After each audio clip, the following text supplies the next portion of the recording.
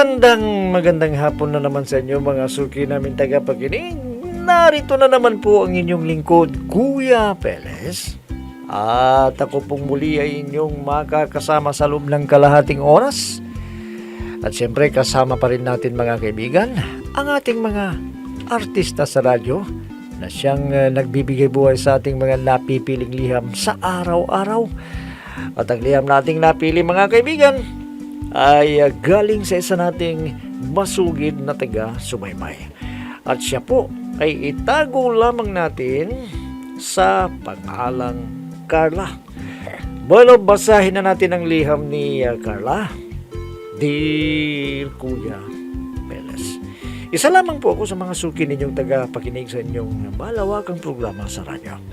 Tuwing hapon, Kuya, ay lagi po akong nakikinig sa inyo dahil may mga aral din akong natututunan sa mga pinapayuhan ninyo na pinapadala sa inyong problema.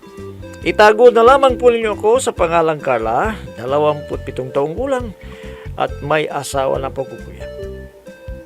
At kaya po ako lumiham dahil gusto ko ring humingi ng payo sa inyo. Para malinaw sa inyo, Kuya, ganito po nagumpisa ang aking problema, Kuya Peles. Visit ang Judy na yun. Nakakainis talaga. Bakit na naman? Hindi ko lang na-reply yung message niya sa akin. Kung ano-ano na ang sinabi niya. Porque umaasenso na raw tayo. Hayaan mo na.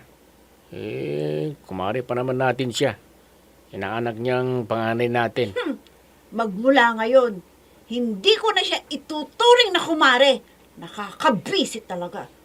Ano ka ba naman? Pati ba yan? Pinag-iinitan mo? Simpleng bagay lang yan. Mag-ayos na kayong dalawa. Ay, hindi! Kala mo kung sino? Huwag mo na kasing patulan. Nakakahiya. Parang inana siya ni Nicole. Kaya nga yan ang kinasasakit ng loob ko. Itururing ko na siyang parang tunay na kapatid. Sinabi pa niyang, pakitang tao lang daw ako.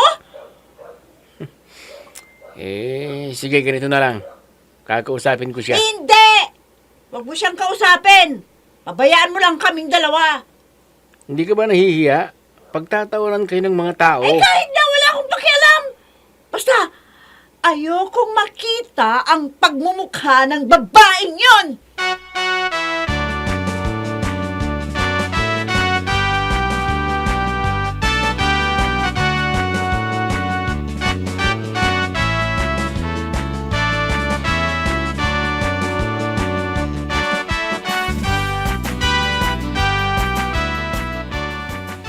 Ano pare? Nakarami yata ka kahapon. Hindi nga Maaga akong umuwi. Bakit naman? Paano naman kasi pare? Nag-away si Carla at si Maring Judy kahapon. Bakit ba? Ano bang pinag-awayan nila? Di ba inaanak na yung pangalan ninyo? Yan na nga pare. Ito kasing asawa ko. Ewan ko ba kung saan nagsimulang away nila. Alam mo pare, hindi sa kinakampihan ko yung asawa mo. Masama talagang ugali ng Judy na yun. Yan ang hindi ko alam pare. Kasi dati naman na magbarkada sila ni misis ko. Wala yatang masyadong kaibigan ng Judy na yun Ibig sabihin pare, talagang masama yung ugali niya. Naku pare, baka may makarinig sa'yo. Totoo naman ang sinasabi ko pare. Totoo na talagang masamang ugali ng Judy na yun.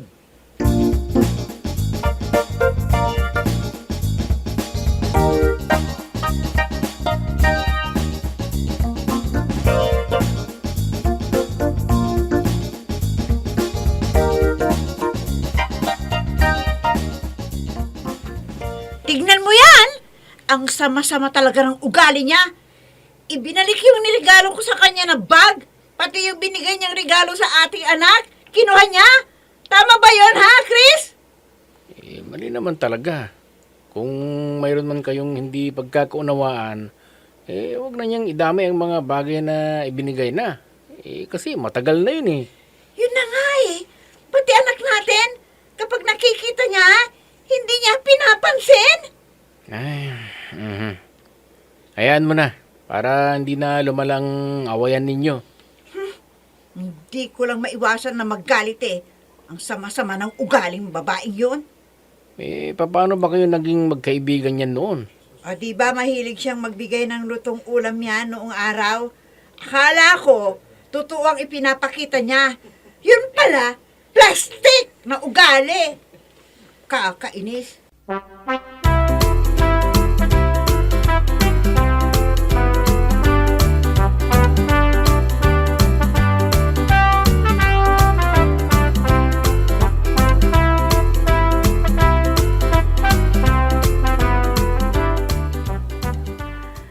ba yung nababalitaan ko na sinasabi mo daw na masama ang ugali ko?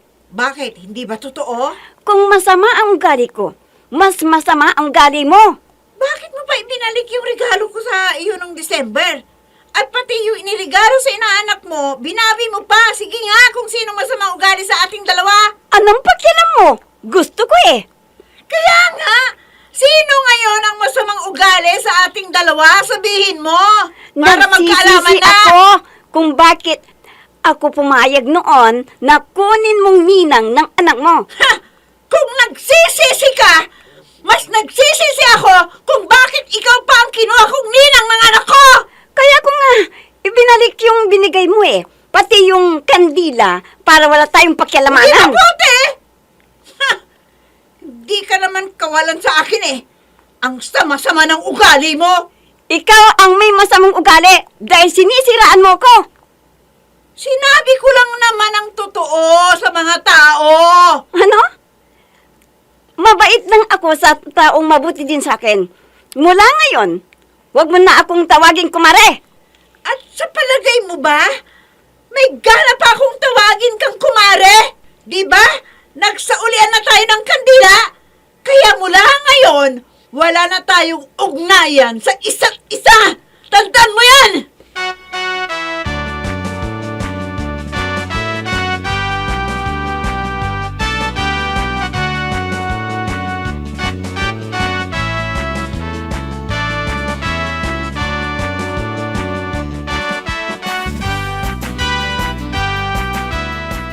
Talagang pag hindi na kayo magkakaayos ni Judy, ha, Ada? Hindi na, inay. Abay, noon, para kayong magkapatid kung magturingan. Bakit ngayon para kayong aso't pusa?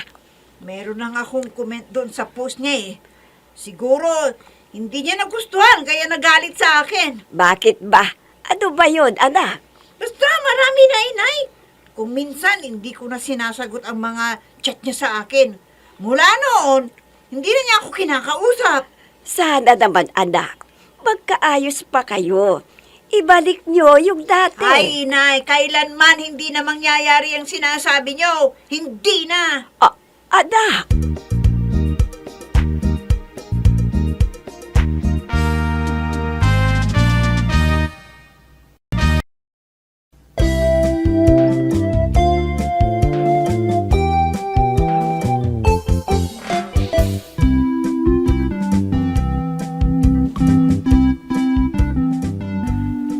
Yung panganay namin, kuya, na anak, ay inaanak niya.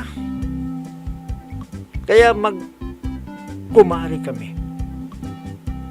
Kaya lang, kuya, nung nagkalabo na kami, kung ano-ano nang sinasabi. Sinasabi niyang sinisiraan daw ko siya sa mga tao. Samantalang wala naman akong sinasabi, kuya. Marami na siyang sinabi sa aking kuya na hindi ko na pinatulan dahil pinasabihan ako ng aking asawa na pabayaan ko na lang siya. Kaya lang, kuya, hindi ko matiis. Kaya umabot na kami, kuya, sa matinding awayan.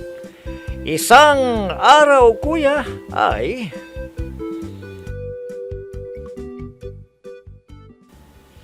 oh, Judy, papaayos mo ba yan?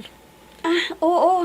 Kasi natanggal ang tahi niya Judy, maiba nga pala ako. Hindi ba may biyansi ka na? Wala na yun. Matagal na. Alam ko ba magpapakasal na kayo? Di ba sabi mo noon, papakasal na kayong dalawa? Hay nako, may nangialam eh. Ha? Sino na naman yun? Sino pa? Di yung kumari ko dati, si Carla. Oo nga pala. Bakit ba hindi na kayo mag-ayos na dalawa? Magkumari naman kayo inaanak mo pa naman yung pangalan nila anak na si Nicole. Nako, nagsaulian na kami ng kandila. Kaya wala na kaming ugnayan ngayon. Wala na akong pakialam sa kanya. Hindi pa dapat inaayos nyo yan. Parang pangalawang magulang ka na dun sa anak nila na panganay. Tingnan mo nga ang ginagawa niya. Sinasabi niya sa fiancé ko na parang daw akong talangka. Kaya, Ha? ayun, umayaw na yung visit na Amerikano.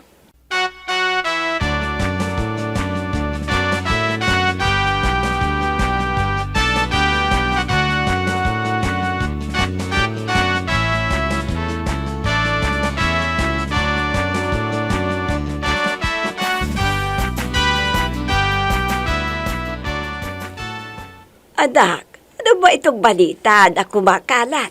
Ha? Na ano yun, inay? Abay, sinisiraan mo daw si Jude sa boyfriend niya, kaya umayaw na.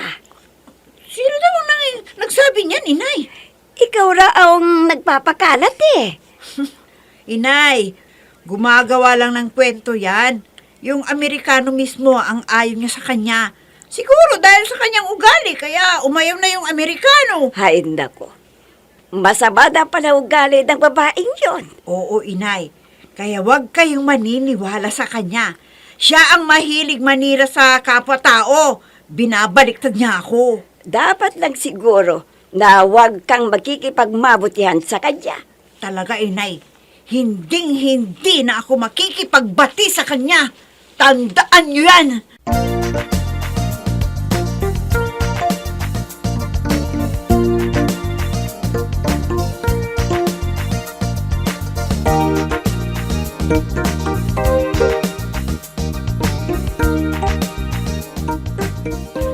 Ay, nakakainis talaga ang babaeng yun. Visit talaga.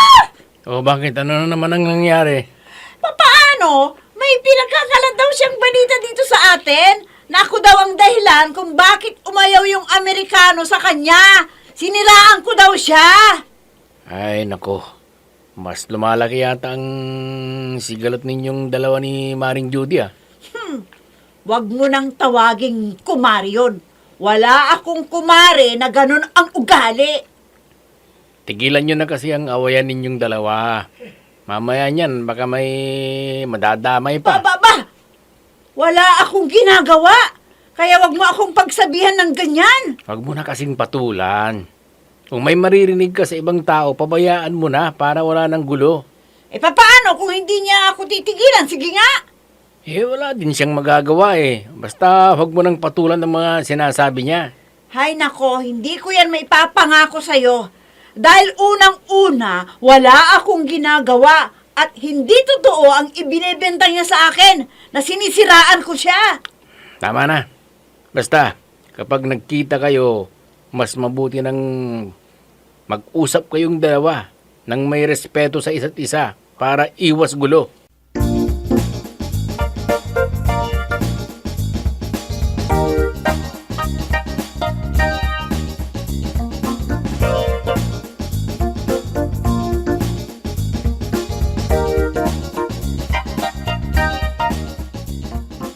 Mabuti naman at nagkita tayo dito. Oo, para magkalinawan tayo dahil ayoko rin ng ganito. Paano naman kasi? Ikaw ang nag-umpisa nito Nananahimik ako. Anong nananahimik ang sinasabi mo dyan? Sinabi ko lang na tumaba ka doon sa post, nagalit ka na kaagad. O anong masama doon? At dahil sa sinabi mong yon, maraming nag-react. May nagsabi na para daw akong talangka. O sino bang nagsabi nun? Hindi naman ako Bakit mo ako pinagbebintangan? Dahil nga dun sa sinabi mo na tumatabang na ako. Iwan ko sa'yo. tingnan mo yan. Di parang inamin mo na rin na totoo ang mga sinabi ko na ikaw ang naninira sa akin. Wala akong alam dyan sa sinasabi mo. Wala akong alam. Ano ba? Sige, kapag hindi ka tumigil sa paninira mo sa akin, ididimanda kita. Tandaan mo yan. Ididimanda kita!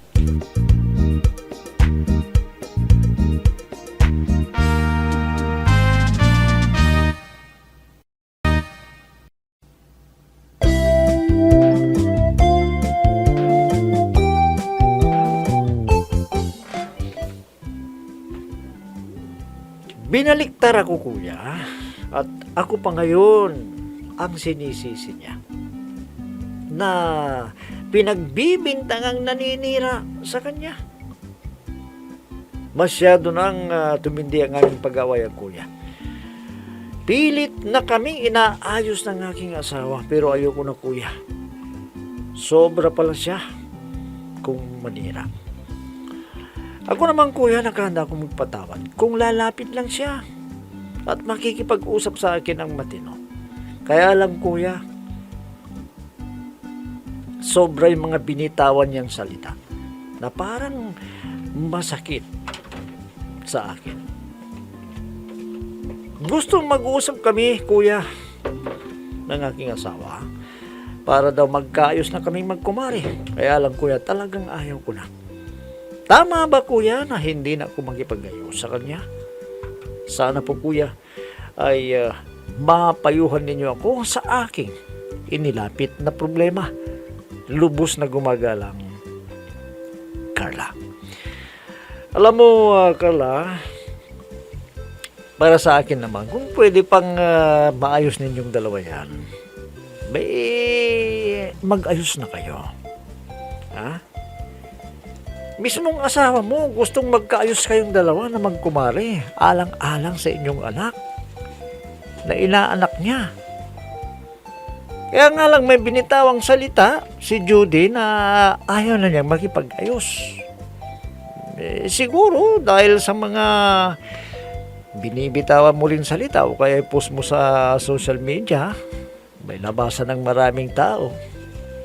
Kaya medyo sumiklab din siguro yung damdamin niya at sobrang nagalit.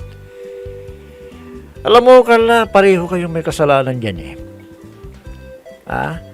Abay, para kayong hindi edukadong tao. Simpleng bagay, pinag-aawayan ninyo.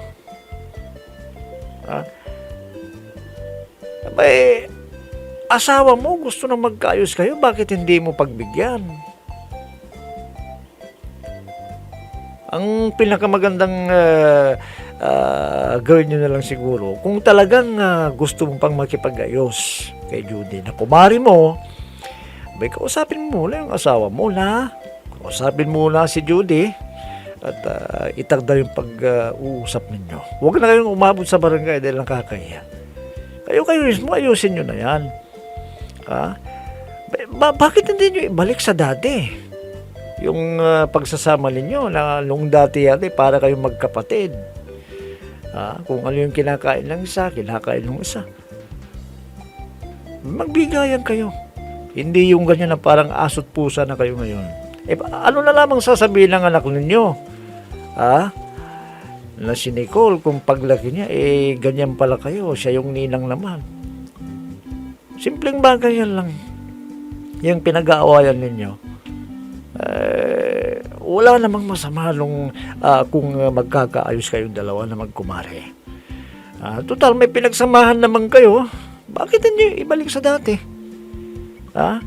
Andiyan naman yung asawa mo na pwedeng mamagitan sa inyong dalawa para bumalik kayo sa dating pagkakaibigan.